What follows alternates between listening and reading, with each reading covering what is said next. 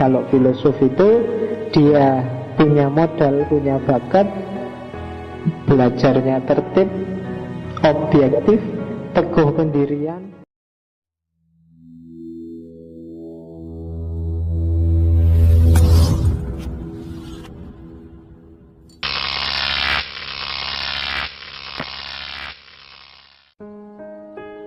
Syaratnya ada 5. Yang pertama bakat. Kamu sendiri yang ngerti, kamu bakat nggak jadi filosof?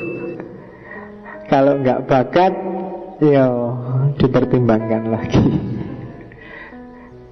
Sebenarnya bakat itu bukan sesuatu yang inner, ada begitu saja dalam dirimu. Bakat itu sebenarnya mix antara habitus dan arena, dan satu lagi kapital. Ada modalnya, ada pembiasaannya, dan ranahnya pas. Biasanya itulah nanti melahirkan yang kita sebut bakat. Bapakku guru, maka di rumah ada kapital luar biasa namanya buku. Karena di rumah banyak buku, aku sejak kecil akrab dengan buku, sehingga lahirlah habitus baca. Jadi punya kebiasaan baca. Baca itu menyenangkan bagiku.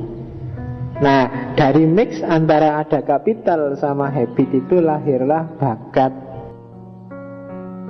Jadi modalmu pas, kebiasaanmu sesuai, arenanya pas, lahirlah bakat. Itu sebenarnya ada prosesnya. Tidak ada bakat yang tiba-tiba jatuh dari langit. Hanya saja kadang-kadang orang tidak sadar dengan proses itu. Kenapa sih kok anaknya artis kok mesti cenderung jadi artis? Ya karena habitusnya dan kapitalnya pas. Pembiasaannya sejak kecil sama sumber daya di sekelilingnya memang mengarahkan ke situ. Tapi kamu nyebutnya bakat itu, bukan bakat. Filsafat juga gitu. Harus ada bakat, berarti ada pembiasaan filosofis, dan kamu harus punya modal filsafat. Modalnya filsafat, kapitalnya yang jelas adalah akal yang sehat. Bukan akal yang tendensius, penuh kepentingan. Bukan akal yang mengabdi pada sesuatu di luar kebenaran. Itu modalnya. Jadi bukan bakat yang neko-neko. Yang kedua tertib. Urut ya, belajar jangan loncat-loncat. Harus urut, diawali dari pengantar, diawali dari... Oke. Yang ketiga, objektivitas.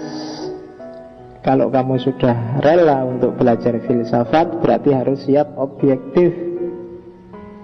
Nggak boleh tendensius, nggak boleh memihak. Objektif, yang benar ya diomongkan benar, yang salah diomongkan salah, yang masih belum jelas diomongkan belum jelas, yang masih subhat ya disebut aja subhat, saya nggak tahu jelasnya gimana. Harus siap objektif, karena kebenaran itu kadang-kadang menyakitkan. Kalau nggak percaya ya kamu lihat aja. Kan ada cerita itu. Suatu hari ada seorang filosof sufi berkunjung kepada seorang raja. Raja itu, wahai filosof, wahai sufi, kasih saya satu aja kebenaran yang pasti dan tidak mungkin salah. Sang filosof ini bilang, enggak, saya enggak mau ngasih tahu karena telingamu enggak kuat mendengarnya. Enggak, kalau itu kebenaran saya mesti siap. Terus beneran nih, bener wis, ngomong aja. Yang bener loh ya, yang hakikat, yang enggak mungkin salah, saya mesti siap. Oke, jadi dia ngomong, anakmu besok akan mati, kamu besok akan mati, istrimu besok akan mati. Nesu raja nih, berani-beraninya nyumpahin aku. Loh ya, karena katanya siap menerima kebenaran apapun. Loh, itu kan kebenaran yang tidak bisa dibantah, bahwa kamu besok akan mati. Itu kan kebenaran. Dan berat menerima kebenaran itu. menerima kebenaran bahwa Islam itu benar bagi kita, tapi bagi orang Kristen Islam itu salah. Bagi orang Kristen, Kristen adalah kebenaran. Oh, kamu kan enggak bisa Trinitas itu, kamu ngomong macam-macam. Jadi tidak sembarangan. Maka filosof harus siap objektif. Kebenaran memang sering menyakitkan. Itu kan kayak kamu lihat di kaca terus lihat wajahmu, itu kan, wah kok gini ya wajahku. Tapi itulah kebenaran.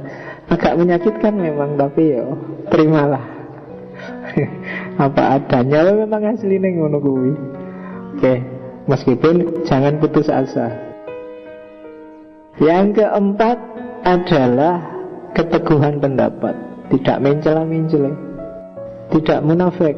Kalau sudah yakin benar, tidak gara-gara ada tawaran jabatan, tawaran uang terus berubah. Tidak. Kalau memang itu yang benar, ya itu. Itu teguh pendapat. Itu cirinya filosof.